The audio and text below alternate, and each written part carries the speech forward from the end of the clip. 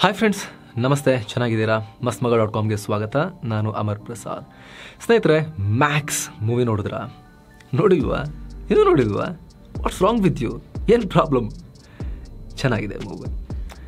ಇತ್ತೀಚಿನ ದಿನಗಳಲ್ಲಿ ಕಿಚ್ಚ ಸುದೀಪ್ ಅವರ ದಿ ಬೆಸ್ಟ್ ಮೂವಿ ಇದು. ಎಸ್, ಹಂಗೆ ಹೇಳಿದ ತಕ್ಷಣ ಪೇಯ್ಡ್ ಪ್ರಮೋಷನ್ ಅಂತ ಅನ್ಕೋಬೇಡಿ. ಆ ಥರ ಏನೂ ಇಲ್ಲ. 5 ಪೈಸೆಯ ಪೇಯ್ಡ್ ಪ್ರಮೋಷನ್ ಕೂಡ ಅಲ್ಲ. ನಮ್ಮಲ್ಲಿ ಆ ಥರದ್ದು ನಾವು ಮಾಡೋದೇ ಇಲ್ಲ. ಫಸ್ಟ್ ಆಫ್ ಆಲ್ ರಿವ್ಯೂನ ನಾವು ಪ್ರಮೋಷನ್ಗೆ ಕಮಿಟ್ಮೆಂಟ್ ಕೊಡೋದೇ ಇಲ್ಲ. ಆ ರೀತಿ ನಾವು ಮಾಡೋದೇ ಇಲ್ಲ. ಕೆಲವೊಂದ್ಸಲಿ ಸಿನಿಮಾಗಳ ಪ್ರಮೋಷನ್ ಇರುತ್ತೆ, ಕಮರ್ಷಿಯಲ್ ಕೊಲಾಬ್ರೇಷನ್ಸ್ ಇರುತ್ತೆ. ಆದರೆ ಅಂಥ ಸಂದರ್ಭದಲ್ಲೂ ಕೂಡ review is not attach to it. ಅದು ನಮ್ಮ ವೀಕ್ಷಕರಿಗೆ ಕ್ಲಾರಿಟಿ ಇರಲಿ. ಇತ್ತೀಚೆಗೆ ಕೆಲವೊಂದು ವೀಡಿಯೋಗಳು ಮಾಡಿದಾಗ ಆ ರೀತಿ ಕಮೆಂಟ್ ಬಂದಿದ್ದರಿಂದ ಕ್ಲಾರಿಫಿಕೇಶನ್ ಕೊಡಬೇಕು. ರಿವ್ಯೂ ಅಂತ ಹೇಳಿದ್ರೆ ಸ್ನೇಹಿತರೆ, ಆನೆಸ್ಟ್ ಆಗಿ ಏನು ಅನಿಸ್ತು ಅಂತ ಹೇಳೋದು. ಅದನ್ನು ಕಮರ್ಷಿಯಲಿ ಲಿಂಕ್ ಮಾಡಿದ್ರೆ ನಮ್ಮ ಪ್ರೀತಿಯ ವೀಕ್ಷಕರ ಜೊತೆ ಮೋಸ ಮಾಡಿದಾಗ ನಮ್ಮ ಅಭಿಪ್ರಾಯ ಯಾವತ್ತೂ ಇಲ್ಲ. ರಿವ್ಯೂ ಬಂತು ಅಂದರೆ ಅದು ಆನೆಸ್ಟ್ ಆಗಿರುತ್ತೆ, ಯಾವ ಕಾರಣಕ್ಕೂ ಕಮರ್ಷಿಯಲ್ಗೆ ಲಿಂಕ್ ಆಗಿರೋದಿಲ್ಲ. ಆದರೆ ಇಲ್ಲಿ ಮ್ಯಾಕ್ಸ್ ಮೂವಿಯೊಂದಿಗೆ ನಮ್ಮ ಯಾವುದೇ ರೀತಿಯ ಕಮರ್ಷಿಯಲ್ ಕೊಲಾಬರೇಷನ್ ಇಲ್ಲ. ಇದು ಪ್ಯೂರ್ ಕಾಂಟೆಂಟ್. ಮೂವಿ ನೋಡ್ಕೊಂಡು ಬಂದು ನನಗೇನು ಅನಿಸ್ತು ಅಂತ ನನಗೆ ಹೇಳ್ತಾ ಇದ್ದೀನಿ. ಇತ್ತೀಚಿನ ದಿನಗಳಲ್ಲೇ ಕಿಚ್ಚ ಸುದೀಪ್ ಅವರ ಬೆಸ್ಟ್ ಮೂವಿ ಸ್ನೇಹಿತರೆ. ವೈಯಕ್ತಿಕವಾಗಿ ಈಗ ಒಬ್ಬ ಪತ್ರಕರ್ತನಾಗಿ ನಾನು ಇಷ್ಟ ಇರೋದು ಇಲ್ಲದೆ ಇರೋದು, ವೈಯಕ್ತಿಕವಾಗಿ ಏನನ್ಸುತ್ತೆ ಅದೆಲ್ಲ ಬದಿಗಿಟ್ಟು ಕೂಡ ಆಡಿಯನ್ಸ್ ಪಾಯಿಂಟ್ ಆಫ್ ವ್ಯೂ ಇಂದ ನೋಡಬೇಕಾಗತ್ತಲ್ವಾ. ಹಾಗೆ ನೋಡಿದ್ರೆ ಎರ್ರಬಿರಿ ಆ್ಯಕ್ಷನ್ ಇರುವಂಥ ಮೂವಿಗಳು, ಹೆವಿ ಆ್ಯಕ್ಷನ್ ಇರುವಂಥ ಮೂವಿಗಳು, ವೈಯಕ್ತಿಕವಾಗಿ ನಾನಂಥ ಮೂವಿಗಳ ಫ್ಯಾನ್ ಅಲ್ಲ. ಆದರೂ ಕೂಡ ನನ್ನಂಥ ಕೆಟಗರಿಯ ವೀಕ್ಷಕರನ್ನು ಥ್ರಿಲ್ ಮಾಡುವಂತಹ ಮೂವಿ ಇದು. That is for sure. ನಾನು ಟ್ರೇಲರ್ ನೋಡಿದೆ ಮೂವಿದು. ಟ್ರೇಲರ್ ನೋಡಿಕೊಂಡು ಓಕೆ, ಹೆವಿ ಆ್ಯಕ್ಷನ್ ಮೂವಿ ಅಂತ ಅನಿಸಿತ್ತು. ನಾನು ಹೋಗಿ ಮೂವಿನ ನೋಡ್ಕೊಂಡು ಬಂದೆ. ಓಕೆ, ಈಗ ಮೂವಿ ಏನಕ್ಕೆ ನೋಡ್ತೀವಿ ನಾವು? ಮನರಂಜನೆಗೆ, ಎಂಟರ್ಟೈನ್ಮೆಂಟಿಗೆ ನೋಡ್ತೀವಲ್ವಾ. ಎವ್ರಿ ಮಿನಿಟ್, ಒಂದೊಂದು ನಿಮಿಷ ನೀವು ಕಳಿತೀರಲ್ಲ ಥಿಯೇಟ್ರ್ ಒಳಗಡೆ, it is justified. Every rupee ನೀವು ಕೊಡ್ತೀರಲ್ಲ, ಇಟ್ ಈಸ್ ಜಸ್ಟಿಫೈಡ್. ಶೋಮೆನ್ಶಿಪ್, ಅನ್ಅಪಾಲಜೆಟಿಕ್ ಶೋಮೆನ್ಶಿಪ್, ಅನ್ಅಪಾಲಜೆಟಿಕ್ ಬಿಲ್ಡಪ್ ಸೀನ್ಗಳು, ಇದೆಲ್ಲವೂ ಇದೆ. ಆದರೆ ಒಂದು ಸಿದ್ಧ ಸೂತ್ರ ಇಲ್ಲ ಈ ಸಿನಿಮಾಗೆ.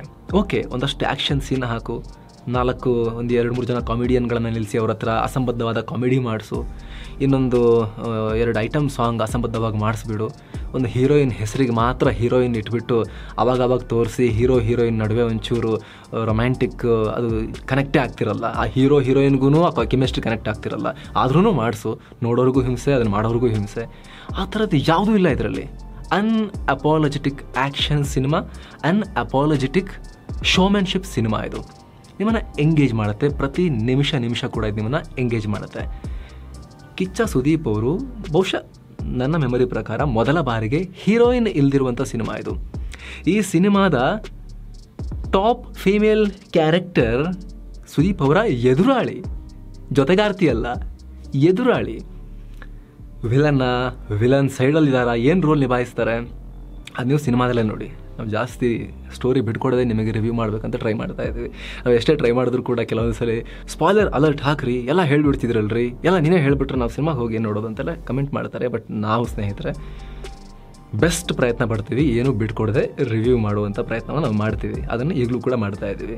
ಕಿಚ್ಚ ಸುದೀಪ್ ಈ ಸಿನಿಮಾದ ಜೀವಾಳ, ಹಾಗಂತ ಅವರು ಒಬ್ಬರೇ ಇದ್ದಾರೆ, ಉಳಿದಿದ್ದೆಲ್ಲ ಪರ್ಫಾರ್ಮೆನ್ಸ್ ಬೇಕಿದೆ ಅಂತೆಲ್ಲ ಪ್ರತಿಯೊಂದು ಕೂಡ ಚೆನ್ನಾಗಿ ಕೂಡಿ ಬಂದಿದೆ ಈ ಮೂವಿಯಲ್ಲಿ. ಅವರ ಜೊತೆಗೆ ಆ್ಯಕ್ಟ್ ಮಾಡಿದಂಥವರು, ಇಂಟೆನ್ಸ್ ಮೂವಿ ಇದು, ಇಂಟೆನ್ಸ್ ಆ್ಯಕ್ಷನ್ ಥ್ರಿಲ್ಲರ್ ಇದು, ತೀವ್ರತರವಾದ ಸಿನಿಮಾ ಅಂತಾರಲ್ಲ ಆ ರೀತಿ. ನಿಮಗೆ ಹೋಗಿ ಕೂತ್ಕೊಂಡು ಮೂವಿ ಶುರುವಾದ ತಕ್ಷಣ ಅಲ್ಲಿಂದ ಎಂಡ್ ಆಗೋ ತನಕ ಕೂಡ, ಟೈಟಲ್ ಕಾರ್ಡ್ ಲಾಸ್ಟಿಗೆ ವಾಪಸ್ ಹೋಗೋ ತನಕವೂ ಕೂಡ ನಿಮ್ಮನ್ನು ಉಸಿರಾಡಬೇಕಾದ್ರೂ ಕೂಡ ಒಂದು ಸ್ವಲ್ಪ ನೀವು ಒಂಥರ ಸೀರಿಯಸ್ ಆಗಿ ಉಸಿರಾಡಬೇಕು, ಆ ರೀತಿ ಮಾಡುತ್ತೆ. ಅಷ್ಟು ಇಂಟೆನ್ಸ್ ಆಗಿ ಹೋಗುವಂಥ ಮೂವಿ ಇದು. ಎಂಜಾಯ್ ಮಾಡ್ಕೊಂಡು ಹೋಗ್ತೀರಾ ನೀವು ಈ ಮೂವಿಯನ್ನು. ಸುದೀಪ್ ಅವರ ಸ್ವ್ಯಾಗ್ ಇದೆಯಲ್ಲ, ಮ್ಯಾನರಿಸಮ್ ಇದೆಯಲ್ಲ, ನಿಮಗೆ ಮಜಾ ಕೊಡ್ತಾ ಹೋಗುತ್ತೆ. ಬರೀ ಸ್ವ್ಯಾಗ್ ಅಲ್ಲ, ಫುಲ್ ರಿದಮ್ ಇರುವಂಥ ಸ್ವ್ಯಾಗ್ ನೀವು ನೋಡೋಕ್ಕೆ ಇದರಲ್ಲಿ ಸಿಗುತ್ತೆ ನಿಮಗೆ ಈ ಮೂವಿಯಲ್ಲಿ. ಇಲ್ಲಿ ಡೈರೆಕ್ಟರ್ ವಿಜಯ್ ಕಾರ್ತಿಕೇಯ ಅವ್ರನ್ನ ನೀವು ಮೆಚ್ಕೊಂಡ್ಬಿಡ್ತೀರಾ. ಫಸ್ಟ್ ಸಿನಿಮಾದಲ್ಲೇ ಭಾಳ ಚೆನ್ನಾಗಿ ಮಾಡಿದ್ದಾರೆ. ಇವರು ತಮಿಳ್ನಾಡು ಮೂಲದವರು ಅಂತ ಹೇಳ್ತಾರೆ. ಭಾಳ ಚೆನ್ನಾಗಿ ಕಟ್ಕೊಟ್ಟಿದ್ದಾರೆ. ತುಂಬ ಫಾಸ್ಟಾಗಿ ಹೋಗುತ್ತೆ. ಹಾಗಂತ ಎಲ್ಲೂ ಕೂಡ ಏನೋ ಮಿಸ್ ಆಯಿತು ಅಂತ ಅನಿಸಲ್ಲ. ಎಲ್ಲವೂ ನೀಟಾಗಿ ನಿಮಗೆ ಇದನ್ನು ನೀವು ಡೈಜೆಸ್ಟ್ ಮಾಡ್ಕೊಳ್ತಾ ಹೋಗ್ತೀರಿ. ಹೆವಿ ಆ್ಯಕ್ಷನ್ ಸೀನ್ಸ್ ಇದೆ, ಆದರೂ ಕೂಡ ನಿಮಗೆ ನೋಡೋಕ್ಕಾಗದಿರೋಷ್ಟು ಹಿಂಸೆ ಆಗ್ತಿದೆ ಅಂತ ಅನಿಸಲ್ಲ. Entertaining movie, engaging movie. ಆದರೆ ಒಂದು ವಿಚಾರ ಏನು ಅಂದರೆ, ತಮಿಳಿನ ಕೈದಿ ಸಿನಿಮಾದ ಒಂದು ಇನ್ಸ್ಪಿರೇಷನ್ ಸುಮಾರು ಕಡೆ ನಿಮಗೆ ಇದರಲ್ಲಿ ಕಾಣೋಕೆ ಸಿಗುತ್ತೆ. ಅದನ್ನು ಹೊರತುಪಡಿಸಿದ್ರೆ ಇದನ್ನು ಸ್ವಲ್ಪ ಡಿಫ್ರೆಂಟ್ ಆಗಿನೇ ತೊಗೊಂಡು ಹೋಗೋ ಪ್ರಯತ್ನವನ್ನು ಮಾಡಿದ್ದಾರೆ. ಆ ಇನ್ಸ್ಪಿರೇಷನ್ ಹೊರತುಪಡಿಸಿ ಉಳಿದಂತೆ ಇವರಿಗೆ ಚೆನ್ನಾಗಿ ಕ್ರೆಡಿಟ್ ಕೊಡ್ಬೋದು ಡೈರೆಕ್ಟ್ರಿಗೆ. ಸಿನಿಮಾದಲ್ಲಿ ಆಬ್ವಿಯಸ್ಲಿ ಕಿಚ್ಚ ಸುದೀಪ್ ಅವರು, ವರಲಕ್ಷ್ಮಿ ಶರತ್ ಕುಮಾರ್ ಅವರು, ಸುನಿಲ್, ಸಂಯುಕ್ತ ಹೊರನಾಡ್, ಸುಕೃತ ವಾಗ್ಲೆ, ಅನಿರುದ್ಧ್ ಭಟ್ ಇವರೆಲ್ಲ ಇದ್ದಾರೆ. ಅದರಲ್ಲಿ ಈ ಮೂವಿಯಲ್ಲಿ ಅವರ ಎದುರಾಳಿ ಫಿಮೇಲ್ ಕ್ಯಾರೆಕ್ಟರ್ ಅವರು ವರಲಕ್ಷ್ಮಿ ಶರತ್ ಕುಮಾರ್ ಅವರು ನಿಮಗೆ ನೆನಪಿರ್ಬೋದು. ಮಾಣಿಕ್ಯ ಸಿನಿಮಾದಲ್ಲಿ ಸುದೀಪ್ ಅವರ ಹೀರೋಯಿನ್. ಇದರಲ್ಲಿ ಅವರೊಂದು ಕಾಂಟ್ರಾಸ್ಟಿಂಗ್ ರೋಲ್ನಲ್ಲಿ ಚೆನ್ನಾಗಿ ಫಿಟ್ ಇನ್ ಆಗಿದ್ದಾರೆ. ಆ ರೋಲ್ನಲ್ಲಿ ಅವರು ವಿ ಕ್ರಿಯೇಷನ್ಸ್ ಮತ್ತು ಕಿಚ್ಚ ಕ್ರಿಯೇಷನ್ಸ್ ಪ್ರೊಡ್ಯೂಸ್ ಮಾಡಿರುವಂಥ ಸಿನಿಮಾ. ಅದು ಒಂದು 60-65 ಕೋಟಿ ರೂಪಾಯಿ ಖರ್ಚಾಗಿದೆ ಅಂತ ನಮಗೆ ಹುಡುಕು ನೋಡಿದಾಗ ಸಿಕ್ತು ಅದರ ಬಜೆಟ್. ಸಖತ್ ರಿಚ್ ಆಗಿ ಅದರ ಮೇಕಿಂಗ್ ಮಾಡಲಾಗಿದೆ. ಇದರಲ್ಲಿ ಬಿ ಜಿ ಎಮ್ ವಿಚಾರಕ್ಕೆ ಬಂದರೆ ಮೂವಿಗೆ ಚೆನ್ನಾಗಿ ಸೆಟ್ ಆಗುತ್ತೆ B G M. Ajaneesh Loknath ಅವರ ಬ್ಯಾಕ್ಗ್ರೌಂಡ್ ಮ್ಯೂಸಿಕ್ ಇದೆಯಲ್ಲ, ಅವರ ಸೌಂಡ್ಸ್ ಇದೆಯಲ್ಲ, ಮೂವಿಯಲ್ಲಿ ನಿಮಗೆ ಅದು ಎಂಗೇಜಿಂಗ್ ಆಗಿ ತೊಗೊಂಡು ಹೋಗುತ್ತೆ. ಆದರೆ ಹೊರಗೆ ಬಂದ ಬಳಿಕ ಓಕೆ ಅದನ್ನು ನಾವು ಗುನುಗಬೇಕು ಅಥವಾ ರಿಕಾಲ್ ಮಾಡಬೇಕು ಅಂದರೆ ಬರೋದಿಲ್ಲ. ಸುದೀಪ್ ಅವರು ರೈಮ್ಸ್ ಎಲ್ಲ ಹಾಡ್ತಾರೆ, ಅದು ನಿಮಗೆ ನೆನಪಾಗುತ್ತೆ. ಆದರೆ ಬಿ ಜಿ ಎಮ್ ಅನ್ನೋ ವಿಚಾರ ಬಂದಾಗ ನೆನಪಿಟ್ಟುಕೊಳ್ಳುವಂತಹ, ಆ ಹುಕ್ ಮಾಡುವಂತಹ, ಹೊರಗೆ ಬಂದ ಮೇಲೆ ಆಡಿಯನ್ಸ್ ಓಕೆ ಅಂತೇಳಿ ಮಾಡೋ ರೀತಿಯಲ್ಲಿ ಆ ಥರದ್ದು ಯಾವುದೂ ನನಗೆ ವೈಯಕ್ತಿಕವಾಗಿ ಮೈಂಡಲ್ಲಿ ಉಳ್ಕೊಳ್ಳಿಲ್ಲ. ಹಾಗಂತ ಚೆನ್ನಾಗಿಲ್ಲ ಅಂತಲ್ಲ, ಮೂವಿಗೆ ಚೆನ್ನಾಗಿ ಸಿಂಕಿನ್ ಆಗಿದೆ. ಮೂವಿ ನೋಡಬೇಕಾದ್ರೆ ನಿಮಗೆ ಸೌಂಡ್ ಎಫೆಕ್ಟ್ಸ್ ಏನಿದೆ ಅದು ನಿಮಗೆ ಕಿಕ್ ಕೊಡುತ್ತೆ. ಒಂದು ಮಾಸ್ ಸಿನಿಮಾ, ಸಿಕ್ಕಾಪಟ್ಟೆ ಪೊಟೆನ್ಷಿಯಲ್ ಇರುವಂತಹ ಎಂಟರ್ಟೈನ್ಮೆಂಟ್ ಪ್ಯಾಕೇಜ್ ಇದು. ಇದರಲ್ಲಿ ಹೇಗೆ ನಮ್ಮ ಸಿಸ್ಟಮ್ ಎಷ್ಟು ವೀಕ್ ಆಗಿರುತ್ತೆ, ಕೆಟ್ಟವರ ಕೈಗೊಂಬೆ ಎಷ್ಟು ಈಸಿಯಾಗಿ ಸಿಸ್ಟಮ್ ಆಗಿ ಹೋಗುತ್ತೆ ಕೆಲವೊಂದು ಸಲ, ಹೇಗೆ ಸಿಸ್ಟಮ್ ಒಳಗಿರುವಂತಹ ಸಿಸ್ಟಮ್ನ ಕಾಯಬೇಕಾದಂಥ ವ್ಯಕ್ತಿಗಳು ಕೂಡ ಗುಲಾಮರ ಥರ ಬಿಹೇವ್ ಮಾಡಿಬಿಡ್ತಾರೆ, ಹೇಗೆ ಅತ್ಯಂತ ದುರ್ಬಲರಾಗಿ ಕಾಣಿಸ್ತಾರೆ, ನರಸತ್ತವ್ರ ಥರ ಕಾಣಿಸ್ತಾರೆ. ಆದರೆ ಸರಿಯಾಗಿರೋ ಲೀಡರ್ಶಿಪ್ ಸಿಕ್ಕಿದಾಗ ಅವರು ಕೂಡ ಹೆಂಗೆ ಸೆಟದ ನಿಂತ್ಕೊಂಡು ಇದ್ದಕ್ಕಿದ್ದಂತೆ ನರಸತ್ತಂತಿರೋರು ಕೂಡ ಹೆಂಗೆ ಬಲಶಾಲಿಗಳ ಆಗಬಹುದು, ಒಂದು ಕರೆಕ್ಟಾಗಿರೋ ಮೋಟಿವೇಶನ್ ಮತ್ತು ಲೀಡರ್ಶಿಪ್ ಸಿಕ್ಕರೆ ಅನ್ನೋ ಒಂದು ಮೆಸೇಜ್ ಕೂಡ ನಮಗೆ ಈ ಮೂವಿಯಲ್ಲಿ ಸಿಗುತ್ತೆ. ಸೆಟಲ್ ಆಗಿ ಅದು ನಿಮಗೆ ಸಿಗುತ್ತೆ. ಉಳಿದಂತೆ ಇದು ಅನ್ಅಪಾಲಜೆಟಿಕ್ ಶೋಮೆನ್ಶಿಪ್ ಆಫ್ ಕಿಚ್ಚ ಸುದೀಪ್ ಅವ್ರದ್ದು. ಅಂದರೆ ಏನು ಅನ್ಅಪಾಲಜೆಟಿಕ್ ಶೋಮೆನ್ಶಿಪ್ ಅಂತ ಹೇಳಿದ್ರೆ, ಯಾವುದೇ ಅಂಜಿಕೆ ಆಳಕ್ಕೂ ಇಲ್ಲದೆ ಶೋಮೆನ್ಶಿಪ್ಪನ್ನು ಡಿಸ್ಪ್ಲೇ ಮಾಡಲಾಗಿದೆ. ಹೀರೋನ ಪವರನ್ನು ತೋರಿಸಲಾಗಿದೆ. ಆ್ಯಕ್ಷನ್ ಸೀಕ್ವೆನ್ಸನ್ನು ಅಲ್ಲಿ ಒಳ್ಳೆ ಫ್ಲೋನಲ್ಲಿ ಹರಿಸಲಾಗಿದೆ.